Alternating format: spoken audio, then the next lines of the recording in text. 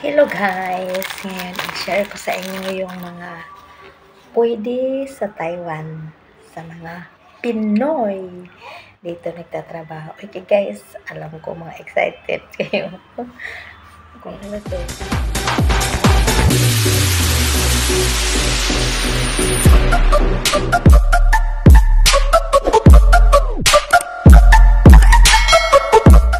Hello guys! Ito naman pwede mong gawin natin dito sa Taiwan kahit wala kang lisensya.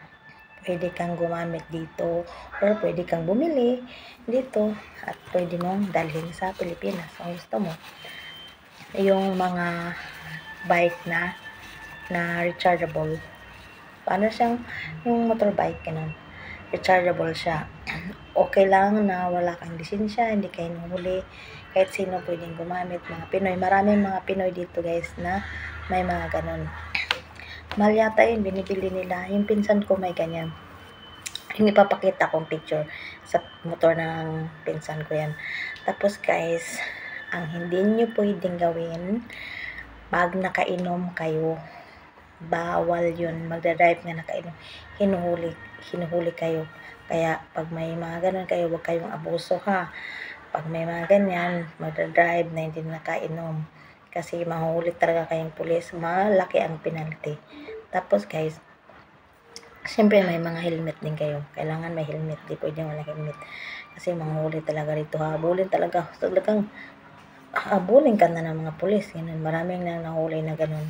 Kasi nagdadrive na nakainom. Bawal na bawal talaga yan dito sa Taiwan guys. Wag na wag mong gagawin dito yung mga ginagawa natin sa Pilipinas. Mas mahigpit dito. Maraming CCTV na kamonitor yan. Kaya pag nag-drive kayo guys, may mga ganyan kayo, mag-ingat at wag haharurot at wag magdadrive na nakainom. Okay? Kasi talagang huliin, malaking penalty. Okay guys, ganito yung bike. Papakita ko sa inyo ha. Ganitong bike na pwede mong drive dito sa Taiwan na wala kang license. Kasi hindi naman yan gasolina eh. Hindi niya charge. Para lang siyang bike, ganun. Kaya allowed siya dito guys. Okay guys, basta paalala, huwag mag-drive na nakainom at huwag maharurot. Parang sa Pilipinas na akala mo sa inyo yung kalye. At mag-ingat lagi. Okay guys, thanks for watching. Bye!